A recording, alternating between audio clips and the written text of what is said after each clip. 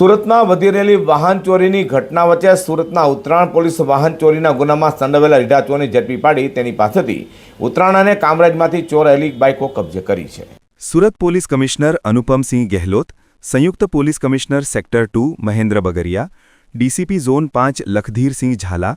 અને ACP L division R Ahir દ્વારા મિલકત સંબંધી ગુનાઓ તેમજ વણશોધાયેલા ચોરીના ગુનાઓના આરોપીઓને શોધી કાઢવા આપેલી સૂચનાને લઈ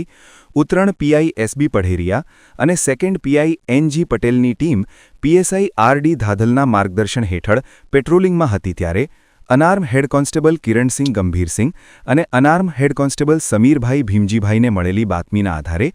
ઉત્તરાયણ પોલીસ મથકમાં વાહન ચોરીના ગુનામાં સંડોવાયેલા રીઢા વાહનચોર દિનેશ ઉર્ફે ડીનિયો હરસિંહ બિલાલા સોલંકીને વીણીનાથ ગરનાળા પાસેથી મોટા વરાછા જતા રસ્તા પરથી ઝડપી પાડ્યો હતો અને તેની પૂછપરછ કરતા તેણે ઉત્તરાયણ પોલીસ મથકની હદમાંથી અને સાથે કામરેજ પોલીસ મથકની હદમાંથી પણ વાહનોની ચોરી કરી હોવાની કબૂલાત કરતા